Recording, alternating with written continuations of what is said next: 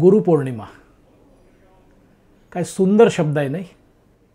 नुसतं असं तोंडात जरी आला ना तरी थोडं बाचकल्यासारखं होतं नाही.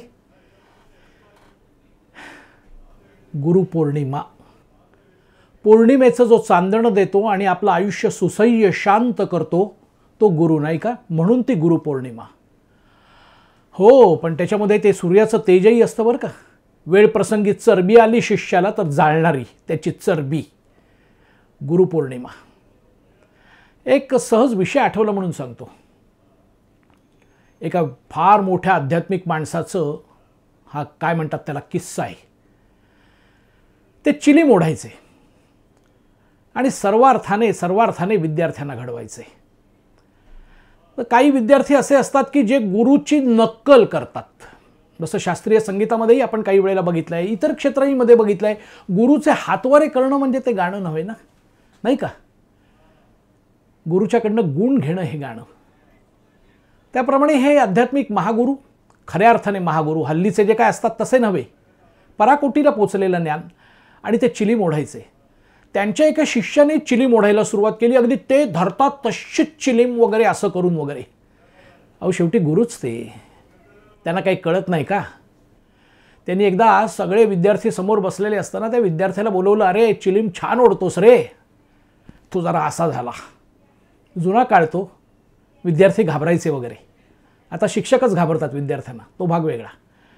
तर ते म्हणाले, काय माहिती आहे का, ते अगदी तंतोतंत माझ्यासारखं करतोस, पण एक लक्षात ठेव बेटा, गुरु जो करता है वो मत करो, गुरु जो कहता है वो करो.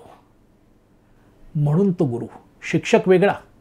शिक्षक एखाद्या विषयाशी निगडीत असतो आणि गुरु तुम्हाला पार त्या विषयात खोलवर घेऊन जातो आणि सर्वार्थाने संपूर्ण घडवतो तो गुरु.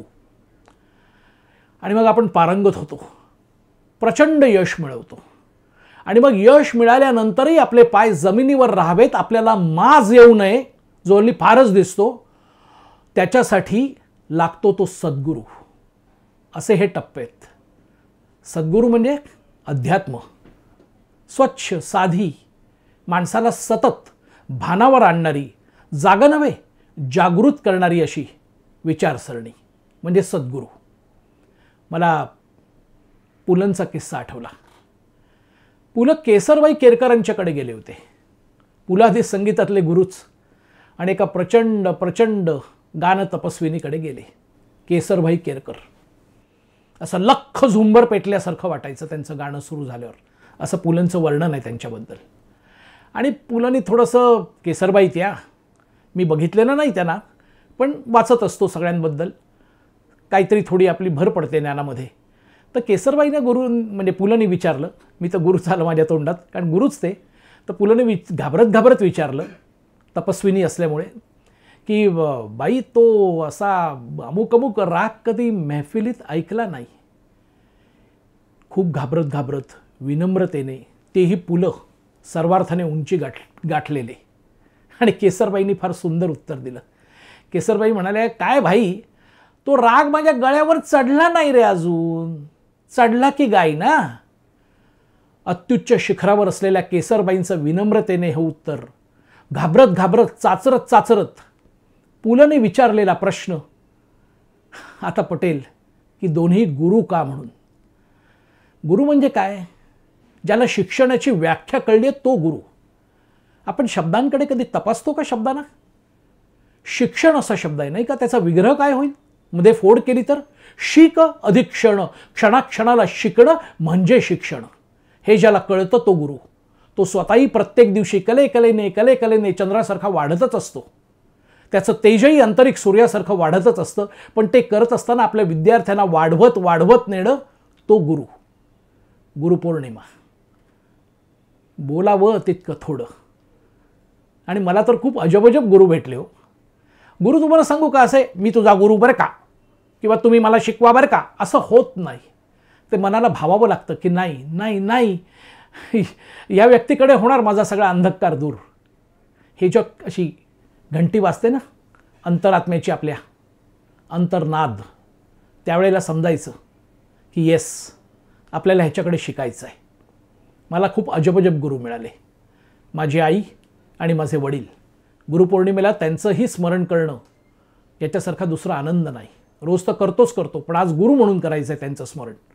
काय नाही, 64 कलांच्यावर बेधुंद प्रेम करायला शिकवणारे, वेळ प्रसंगी बळजबरी करणारे असे माझे आई वडील. त्यांनी जर नसतं हे सगळं केलं तर आज बोलणं सुचलं असतं हातात कागद न घेता? कसं सुचलं असतं? मार खाल्ला असता मी, आत्मविश्वासच नसता माझ्याकडे. अजब. 5वीत होतो, राजा गोसावींबरोबर काम करत होतो. विनोद सम्राट, त्यांना महाराष्ट्राचा डॅनी के म्हणायचे. त्यांच्याबरोबर काम करत होतो.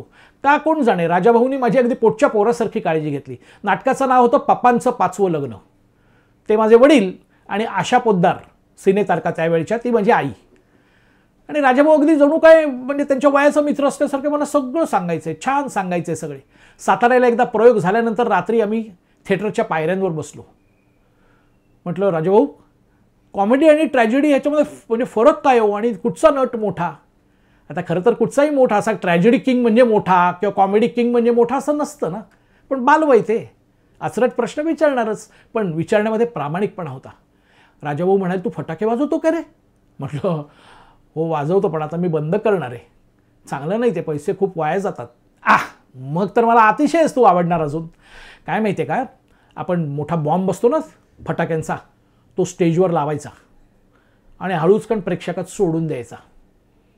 आणि प्रेक्षकात जाऊन तो फुटतो आणि आपण कोणी लावलं असं करून बघत बसायचं. त्याला कॉमेडी असं म्हणतात. आणि फटाक्याचा बॉम्ब स्टेजवर लावायचा, तो पेटवायचा, धडाम असा आवाज त्याचा स्टेजवरच होऊ द्यायचा. याला म्हणतात ट्रॅजेडी. लक्षात ठेवशील ना?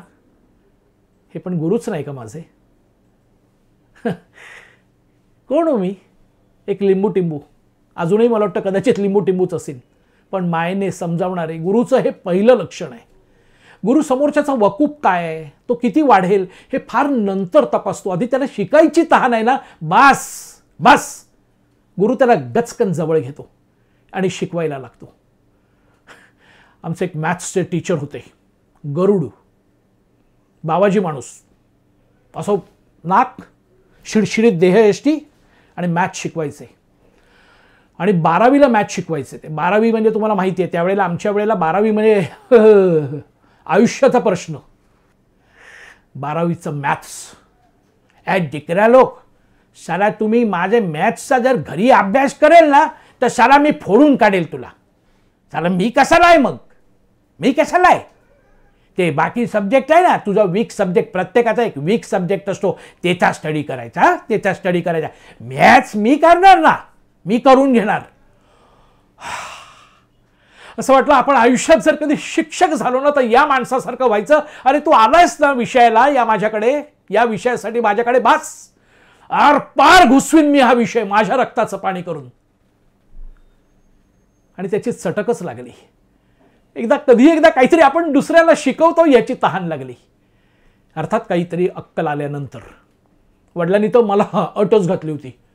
हे भाषण वगैरे करतोय, सगळं छान करतोय, सगळं ते करायचं, पण स्वतःचं असं काही मांडायचं असेल ना तर 30-35 पर्यंत थोबाड नको उघडूस.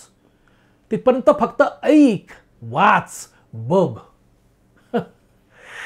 कसे माझे वडील? वाह, तासकाम.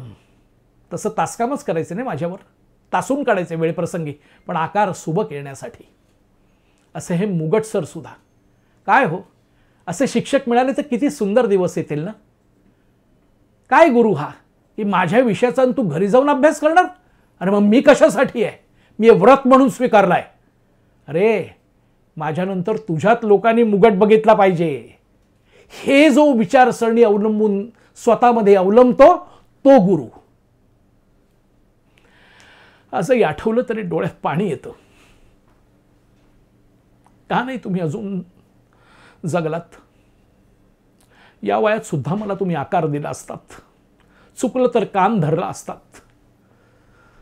आणि खरं सांगू, कान धरणारी माणसं आयुष्यात भेटत असली ना, त्यांना गमवायचं नाही, कधी गमवायचं नाही. लक्षात ठेवा. छोटा माणूस आहे मी सर्वार्थाने, पण गमवायचं नाही त्यांना. स्तुती बरेच वेळेला खोटी असते, गलिच्छ स्वार्थासाठी असते. आपल्याला वेळप्रसंगी दुखवले जाऊ नये म्हणूनही स्तुती असते. स्तुतीचे अनेक रंग असतात, पण गुरुच्या कान धरण्याचा फक्त एकच रंग असतो की तू रंगीबेरंगी हो. कोलमडून पडलेल्या शिष्याला पुन्हा उभारी देण्यासाठी, अर्थात त्याचे गुण असले तर उभारी देणारा तो गुरु. गुरु फक्त आपली नजर हवी हो, आपली नजर हवी. मुळात आपल्याला शिकायची तहान हवी. तहान भागवणारे असतात हो. स्वानुभवावरून सांगतोय मी. तर सर्वार्थाने छोटा माणूस आहे, पण तहान भागवणारे भरपूर असतात. जसं पाणपोई सगळीकडे असते. जंगलातही ना गर्द झाडी असते, सूर्याचा प्रकाश पोहोचत नसतो, पण छोटे छोटे झरे वाहत असतात तो तुमची तहान भागवायला. थोडेसे आपण शोधायचे ना ते. एकदा ते सापडले ना आणि ते गुरु नावाचा झरा मिळाला, वाह, आयुष्य शुद्ध होत जातं.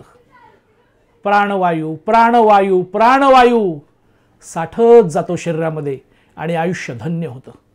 माझ्या आयुष्यात आलेले, म्हणजे मी ज्यांना आपलं स्वेच्छेने गुरु करून घेतलं, त्या सगळ्यांचं स्मरण मी पुढे करणारच आहे वेगवेगळ्या भागांमध्ये. पण आत्ता सर्व गुरूंना आणि माझ्या आईवडिलांना आणि महागुरू म्हणजे परमेश्वर, ज्याने कान धरून मला वेळच्या वेळी त्या त्या ठिकाणी नेलं ज्ञानी लोकांच्याकडे, त्या सर्वांना माझा विनम्र प्रणाम. चूकभूल झाली असेल तर मला सुधारायची संधी द्या आणि मला अजून खूप खूप शिकायची तहान निर्माण करा. तुम्हाला माझा एपिसोड आवडला असेल तर लाईक करा, सबस्क्राईब करा, बेल आयकॉन प्रेस करा आणि शेअरही करा.